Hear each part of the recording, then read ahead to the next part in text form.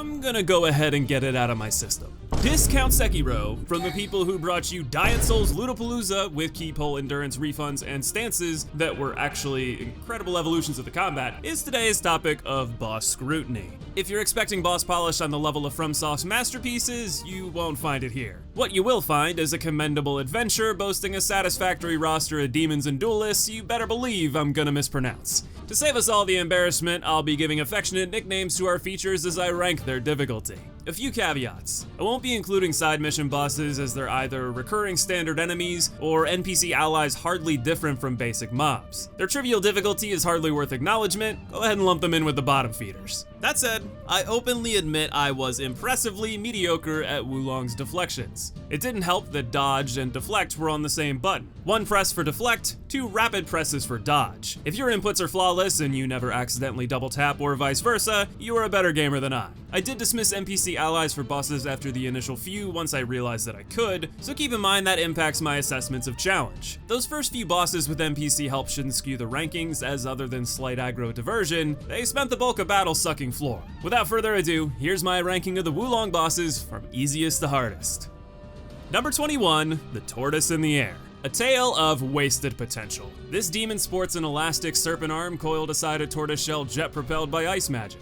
A superbly creative concept failed by mediocre mechanics. He opts for passivity in an action-fueled combat system, turtling behind his shell shield. While he sits there, you can spam Aoye spells under him, the AI not being tuned to understand it's standing in the bad. In between your roasts, he'll attempt sluggish attacks that are easily deflected for massive spirit damage. Both of these drain his posture, followed by his health when you capitalize for brutal riposte. This was the sole fight in Wo Long I never once even healed, let alone tasted defeat. I wish I could offer more praise for the creative visual design translating to a satisfying battle. Sadly, this brawl is a short-lived novelty ill-suited for the endgame.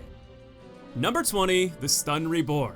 What eats up hits more than a lethargic fart-fueled terrapin? This super-sized damage sponge. You'll spend more time fighting the camera and poor attack indicators than being in any true danger. Aside from some banal stomps and obscured magic shots, you're free to Paul Bunyan away at his ankles. Cast the HP Steal magic on your weapon to nullify the odd mistake. Even the long draw spirit damage blows are free due to the wide gaps between its attacks. The second phase is slightly more threatening as it slithers after you, but it's over in the blink of an eye. The only reason this takes the cake over the previous bout is the camera struggles adding a little bit of extra struggle to this slaughter. Number 19, Uncredited Crystal Salesman. Our next episode in sending oversized punching bags to the meat grinder is the penultimate encounter. All game this guy has been stabbing pivotal people with his MLM energy crystals, ruining their lives. When it's time to turn the tables, it's no surprise he's all bark, no bite. His first phase has some cool animations and flashy magic, which are smoke and mirrors that do little to stop a decisive curb stomp into phase 2. Here he channels his inner duelist kingdom Yami and fuses together two things that really aren't supposed to go together. Just like that army of diseased furballs melted his magic dragon, this wyvern is easily Y-burned for an easy target due to its oversized stature. It does at least float above AoE magic, high enough that spamming attacks aren't entirely viable either. Instead, you'll need to actually deflect fast flurries and signature red critical attacks that do tremendous damage, but award equal broken spirit if deflected by you. While the second phase shows small glimpses of what makes Wo Long challenging, it's a far cry from its true difficulty when accounting for his laundry list of weaknesses. The only thing weaker than the Crystal Salesman's constitution? Your online security. If you want to keep shady characters like him from stealing your personal information, you need today's sponsor, Surfshark VPN. Virtual private networks encrypt your online data, keeping it safe from prying eyes. For example, DDoS attacks plague online gaming, allowing strangers to steal your IP address and knock you offline. Imagine engaging in jolly cooperation, only for the boss to pull your Ethernet cord just as you're about to win. Using Surfshark VPN, they can only yank Surfshark's virtual cord, keeping yours safe and sound. You can also flip that script on Netflix and similar streaming services, sending them an IP address from any region at the click of a button. Now I can Naruto run through region locks to get access to Road to Ninja Naruto the movie outside the US. Believe it. As icing on the cake, Surfshark is offering 83% off and 3 extra free months when you use code DEMOCRACY via my link in the description. They offer a 30-day money-back guarantee, so there's no risk in giving it a go. Number 18, Fodder. That's all this primate is, a speed bump on the road that frequently appears as a quote-unquote tough overworld mob. This introduction into monkeying around shows off his straightforward kit. He will either slam or swing his fist 3 times. Occasionally, he'll charge a red dropkick. This is as good a time as any to mention how important these red critical attacks are for the uninitiated. Deflecting basic attacks and executing your own offense is a bee's dick budge to the spirit gauge. Other than maintaining the meter's progress and inflicting minor HP damage, you will live and die on correctly deflecting a boss's red critical attacks. Doing so inflicts dramatic spirit damage, followed by a considerable opening for follow-up attacks. This is notable for your long draw heavy spirit attacks that can temporarily reduce their maximum spirit. Filling their gauge offers another stun and riposte opportunity for significant HP damage. Most bosses can be defeated within 2 to 3 spirit breaks, whereas winning solely via HP damage from basic attacks, spells, and martial arts takes ages. Our friend Fodder has one of the easiest red criticals to capitalize on, while offering minimal danger in the downtime in between. It's at least appropriate for the game's second boss.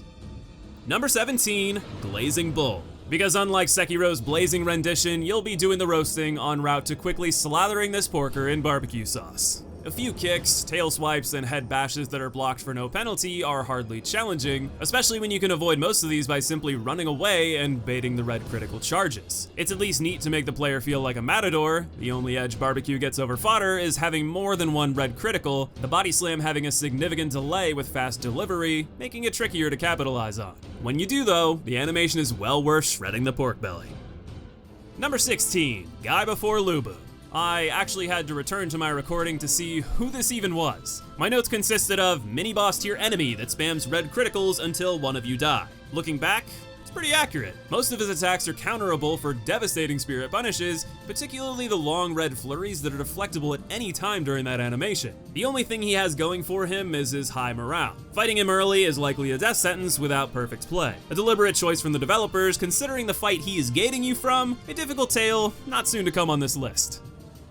Number 15, Corporal Cowardice. If running away is a talent, consider this guy the master. You'll spend more time chasing him down than engaging in exciting clashes, not to mention all the fire waves to jump over, tracking lines, and bursts of fireballs he'll spread around. The actual sword strikes aren't too troublesome, though he will hyper armor through attempts to stagger lock him between blows. This was the boss where I realized I could dismiss NPC allies. In my first attempt with them, I noted he had a late buff via summon mages, but this never happened in my solo attempt. My key to victory against his retreats was a leaping martial art that closed the gap. When you eliminate his backsteps, you'll see why he spends so much time running.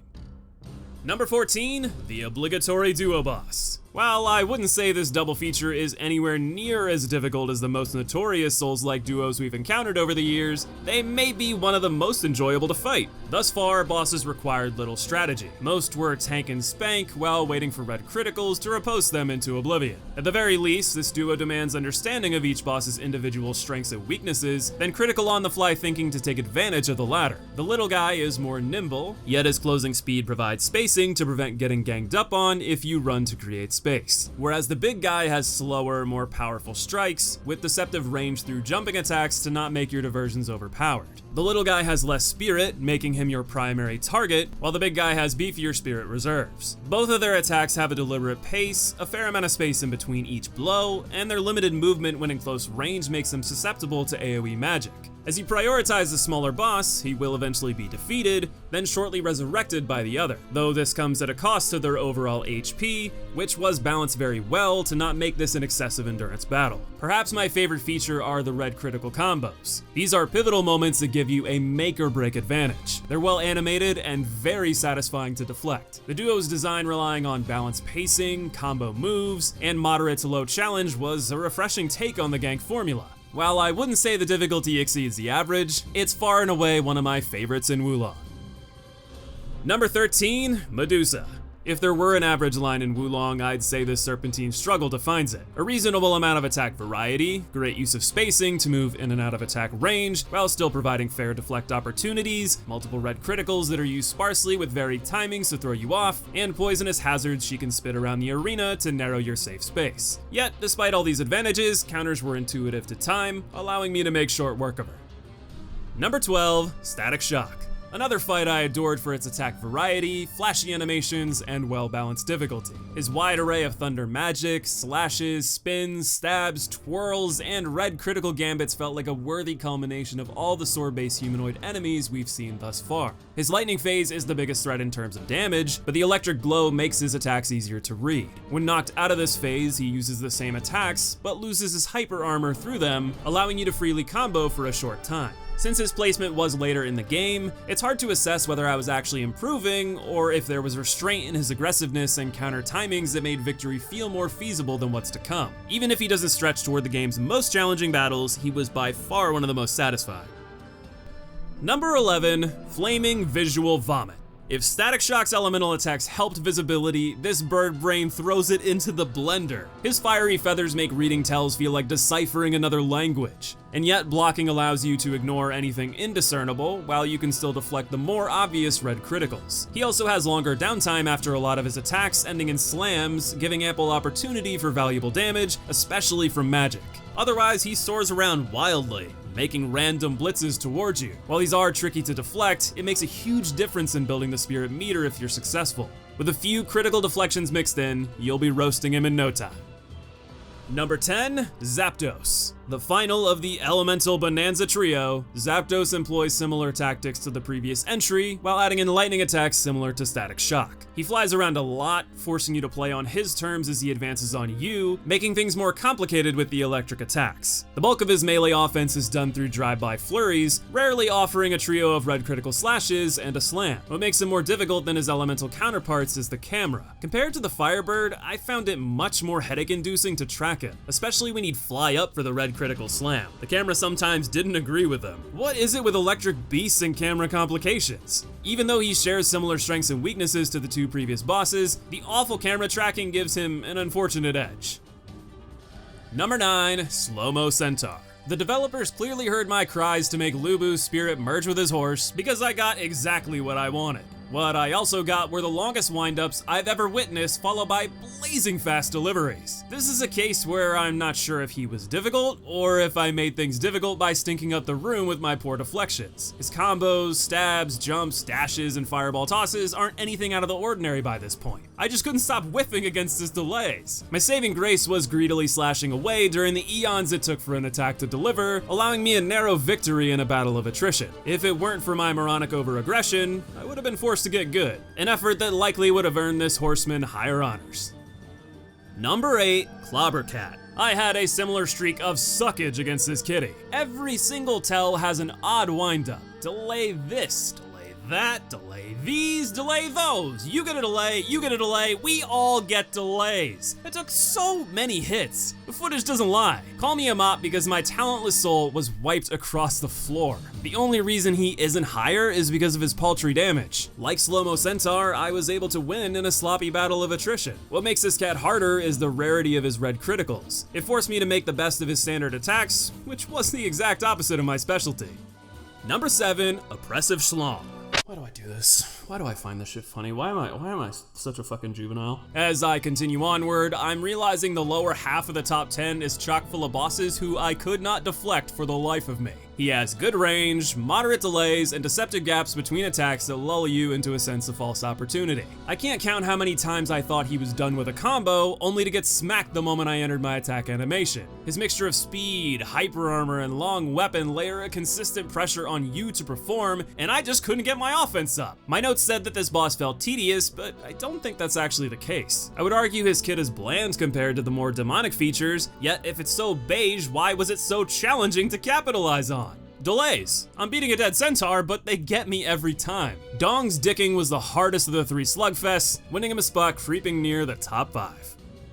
Number 6, Thunder God. If Static Shock went Cleric Beast on us, Thunder God would be the result. His attack set is incredibly wide, making him brutal for the early game. He shoots lightning, slams his staff creating danger shock AoEs, fires metal tornadoes that persist, or sometimes track you, does sweeping tornado breath if you stay too far, and pulsates staggering quicksand. And that's just the magic. For melee strikes, he varies between a deviously fast short claw and a longer staff for farther reach. He has multiple combos to mix you up, often keeping the claw behind his back to obscure his next move. His red criticals feature a magic orb short volley you can sling back, a straightened delayed slam, and even further delayed grab. The margin for error on deflecting it took so many attempts to get right even half the time, and if it lands, you're in for a world of hurt. Without question, he's a thunderous step upward in difficulty from everything thus far. You have to learn every subtle movement nuance in his tells to properly react, and even then, I had trouble keeping the pressure on. The claw was too fast for me to reliably deflect, and while you can strafe to his hip for some spells, others track you too well for that to be consistent. His large health pool and beefy spirit made this the roughest battle of attrition we've seen by a mile. Number 5, Man Mode. A far cry from fodder, barbecue pork, and corporal cowardice, Man Mode is the tutorial level's unforgettable finale. In Sekiro, most consider Genichiro to be the first wall of the game who forces the player to adapt to the counterattack system or quit. The testosterone bandit throws the gauntlet down no more than 10 minutes into the game. At first, I tried attacking a lot and countering in between. I quickly realized I was giga garbage at deflections and opted for blocking. Blocking all the standard moves and deflecting the red criticals was a pretty effective strategy, but playing so defensively hinges all your offense on nailing those critical counters. He does at least stagger for a while between combos, but his high damage and your limited healing reserves in the intro make errors very costly. He features the same long winds up, fast delivery attacks I've been harping on. My issue with these is it feels less dexterity, reaction-based, and more just a memorization of their timing. You aren't reading anything, you're employing knowledge that can only be gained through a gauntlet of failure. This continues into a second phase, yes, a full part 2 for a tutorial boss that is more erratic, has impressive range, is harder to read, and uses metal magic to prevent mindless blocking. It's a testament to his difficulty that after the full game, I felt he was worthy of the top 5. Normally, players celebrate overcoming an entire difficult game. When it comes to Wo Long, anyone who made it out of the tutorial alive is worthy of my respect. Number 4, Pocket Sand.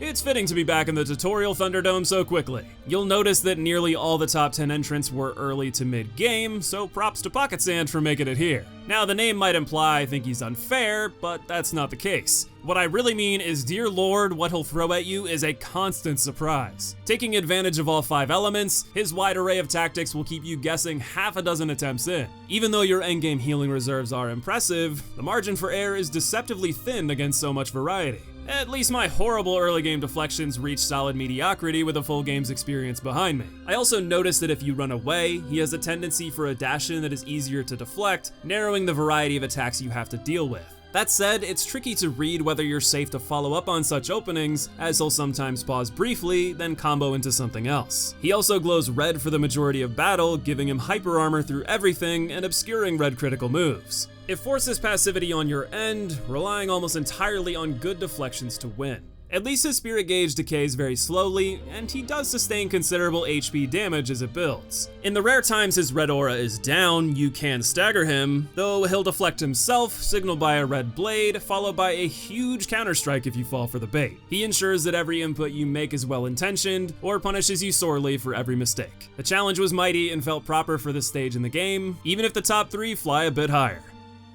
Number 3, Deacons of the Dogshit. While I have nothing but praise for the game's late duo, this gaggle of nonsense in a singular deflect-based combat system felt horrendous. The clones stagger easily, have a limited move pool, and each one defeated decreases the group's maximum spirit in a domino effect. This is moot when executing a riposte is nigh impossible while being stagger locked by a shower of electric balls and sword smacks. If it weren't for the HP regen magic allowing me to temporarily lifesteal from death blows, I never would have survived this onslaught. That and one vital trick. Once all the copies are depleted, the boss will fight one-on-one for a brief time, then resummon all of them. However, if you leave a single copy standing, he never replenishes his forces. Never giving him this opportunity is the key to victory. Even so, reaching that point was more difficult than nearly anything else I accomplished in Wo Long. Number 2, Aoye! I'm well aware that's far from the correct pronunciation. I felt it was fitting because those sort of guttural sounds was what I was uttering by the end of my torment at the hands of this hairball. An absolute behemoth of spirit and HP, it takes battle of attrition to absolutely absurd levels. Even when you are beating it senseless, countering most attacks, the spirit gauge barely moves. This battle index is so hard on ensuring you capitalize on red criticals to realistically break its spirit. Yet despite having 3 different red critical moves, its AI seemed like it had been programmed to use them minutes apart from one another. The easiest to deflect is a charge. I ran away frequently to deal with less of its devastating close range attacks and hoped to bait this move. Instead, it would lifelessly belly flop toward me over and over and over. If you want to fight up close, you're subjected to the signature delays and fast deliveries, flurries of hair swipes, horn barrages, long drawn swings, unblockable AoE ice magic, and spins to prevent booty smacking. It can work to face tank if you block, then only go for one hit between each attack, but due to the vitality of the beast, it would take a dozen or more minutes. I'm not kidding. I had attempts that lasted over 10 minutes. It's too easy to make a few mistakes over that time. Your only hope is to be a deflect god that gets lucky with it deciding to remember its red criticals frequently enough for your pressure to pay off. You'll likely succumb to frustration from its tedium far before that happens, so I pray for your sanity. Fortunately, our #1 spot is occupied by not only the game's hardest boss, but one of its best, Lu Bu. Your appreciation for his tactics will hinge on how you feel about his horse. He starts on horseback, employing a moveset of arrows, charges, single swipes, and red critical leaps and dashes. While you can inflict mild HP damage here, the postural damage does not lead to a riposte. Instead, he immediately hops off horseback when it fills, leading to his second phase, and extreme bump in difficulty. He is one of, if not the most aggressive enemies in Wo Long. He has inescapable range, little to no downtime between strikes, devastating damage, a vast mix-up of delays versus fast strikes within the same combo, a strong variety of moves, and tricky timings on deflections of the vital red critical moves. All of this to hope you can raise his spirit enough for a riposte. The catch over any other boss is that while his advantages are among the best, the pressure to fill his spirit as fast as possible is uniquely immense. This is because after a time, he will remount the horse. When he does, his posture will decay as you are forced to start from scratch on his steed. If you aren't quick enough, you'll lose precious progress. This urgency increases the likelihood you'll make mistakes, blunders that are quite costly as the fight is early enough your healing reserves are quite limited. His unique cocktail of straightforward difficulty, spirit endurance, and forced urgency makes him without question the hardest boss in Wo Long. All of that said, it's quite the exhilarating encounter to overcome, as these elements feel tightly tuned enough to feel enjoyable, with clear animations on his attacks to allow a path to perfect deflections, the speed to spirit breaking necessary, and the rising skill on your end to beat the legendary warrior. What bosses gave you the most trouble in Wo Long? Let us know in the comments below. If you enjoyed the video, give it a thumbs up and subscribe for similar content coming soon with Resident Evil 4 Remake and Star Wars Jedi Survivor. I want to thank you for watching today. I hope to see you in the next video.